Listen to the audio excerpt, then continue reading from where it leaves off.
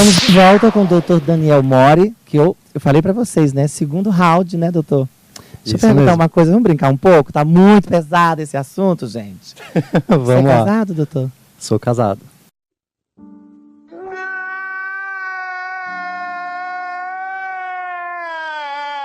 Ah, que alegria. Felicidades pro senhor. Obrigado, Renato. Brincadeira, vamos lá. É o seguinte, eu queria saber se em São Paulo existe algum ambulatório que cuida dessas meninas e se tem uma coisa de idade, se tem que ser só crianças, adolescentes ou adultos. Eu queria que você falasse um pouquinho sobre isso. Aqui em São Paulo, Renata, a gente tem orgulho de dizer que a gente é pioneiro no acompanhamento de crianças e adolescentes transexuais, né? Eu faço parte hoje em dia de um ambulatório que se chama Ambulatório Transdisciplinar de Identidade de Gênero e Orientação Sexual. Esse ambulatório está localizado dentro do Instituto de Psiquiatria, do Hospital das Clínicas da Faculdade de Medicina da USP.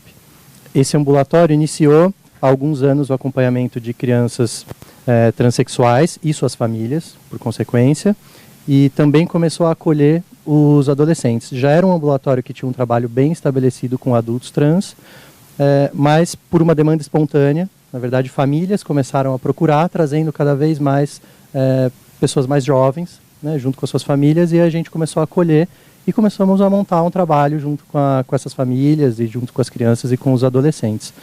Então, existe sim um lugar, ainda é muito pequeno, ainda é um lugar, né, só um lugar no Brasil todo. Agora, um só no Brasil todo? Exato. Agora a gente começou esse trabalho, a universidade, um ambulatório parceiro nosso na Universidade Federal do Rio Grande do Sul também está iniciando os trabalhos de acompanhamento de crianças e adolescentes trans, mas nós fomos os pioneiros, né, e ainda meio sem legislação, né, que nos acolha e nos permita também fazer esse tipo de acompanhamento, de assistência, de orientação, porque já existem algumas leis estabelecidas para adultos trans, né, no que diz respeito a acompanhamento médico, psicológico, endocrinológico, etc., mas ainda não existem leis, diretrizes e protocolos relacionados às crianças e adolescentes.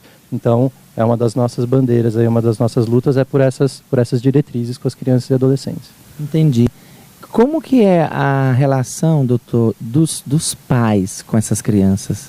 Geralmente os pais chegam com a criança ou com o adolescente, a maioria dos pais buscando orientações, né? Então eles chegam mesmo, olha, eu vim aqui para conversar sobre o assunto, né, e para saber se o que eu estou fazendo, né, ou se as minhas reações, ou se as minhas atitudes em casa são as corretas ou não, né? Então a gente abre um espaço de conversa, né, de acolhimento para essas famílias e começa a prestar mais atenção e até muitas vezes ensinar esses pais a prestar mais atenção em como lidar com as questões dos filhos, né? Me diga, você acha que existe uma diferença entre o pai e a mãe nessa questão? Ótima pergunta. Eu não acho que exista muita diferença entre pais e mães, né? Mesmo porque a gente também recebe crianças que foram designadas meninos quando nasceram e crianças que foram designadas meninas quando nasceram. Não existe muita diferença porque os dois vão ter dúvidas, né? Às vezes as dúvidas dos pais e das mães, pelo que eu consigo perceber, né, são iguais no sentido de que eles ficam em dúvida: que brinquedo eu compro, né? Se o meu filho quiser usar um vestido, devo deixá-lo usar ou não devo deixá-lo usar? Compro a boneca, compro o carrinho ou não compro, né? Os pais vêm buscando respostas muito objetivas, né? Os dois, tanto pai quanto mãe, né? Cada um na sua área ali no que lhe tange de prestar atenção, mas eles vêm buscando respostas mais objetivas, e o que a gente sempre orienta é: vamos sentar e escutar o que o seu filho está dizendo para a gente.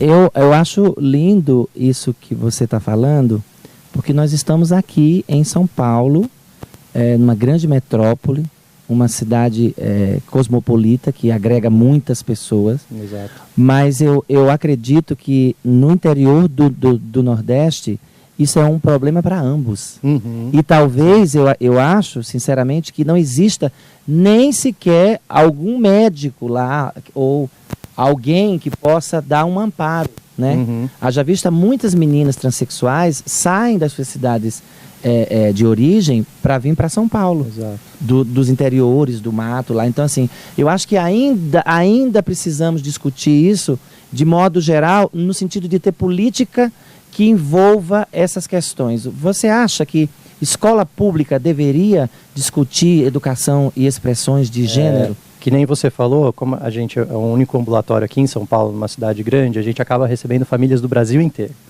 Né? Então, que tem que arcar com custos de transporte, de estadia, de alimentação, muitas vezes, e é um sofrimento. E não existe política para isso. E agora, e como você me perguntou, eu acho essencial que isso estivesse dentro das escolas. Não só das escolas públicas, mas das escolas particulares, das universidades, né? Isso tinha que ser tema, sim, para ser discutido. Porque a partir do momento que isso fosse uma regra, né, que isso estivesse num plano de educação, as pessoas começariam a ser... abririam espaços de diálogo para que essas pessoas leigas conseguissem entender e estudar, muitas vezes, sobre o que elas têm que falar, ou sobre as diferentes expressões de gênero, as diferentes orientações sexuais, as diferentes identidades de gênero. Eu queria que você falasse para os telespectadores qual é a diferença de identidade de gênero e de expressões de gênero. Identidade de gênero diz respeito a como eu me sinto. Né? Então, eu, Daniel, me sinto um homem. Né? Então, diz respeito a como as pessoas se sentem em relação a seu gênero. Isso é identidade de gênero. Isso é identidade de gênero. Tá. Agora, expressões de gênero, quando a gente fala expressão de gênero, o papel de gênero, é como essa identidade vai ser expressa na sociedade, né? Para o outro. Né? Então, muitas vezes eu tenho uma identidade de gênero, masculina ou feminina, mas ainda não comecei a expressar isso na sociedade. Por 1000 razões, isso é muito individual, mas essa que é a grande diferença. Ai, foi tão rápido assim que eu quase nem tive tempo de perguntar tudo, gente. Olha, mas é o seguinte, nós vamos deixar aqui contato para vocês tirarem dúvidas com o Dr. Daniel, que é uma delícia de pessoa. Pode deixar seu recadinho finalizando nossa entrevista. Brigadíssimo por você estar aqui e eu vou sempre chamar, viu, quando tiver dúvidas. Claro, por favor, fica à vontade, Renata. Obrigado pelo convite e conte com a gente. Aqui é Renata Peroncucci, aquela que cutuca você. Tchau!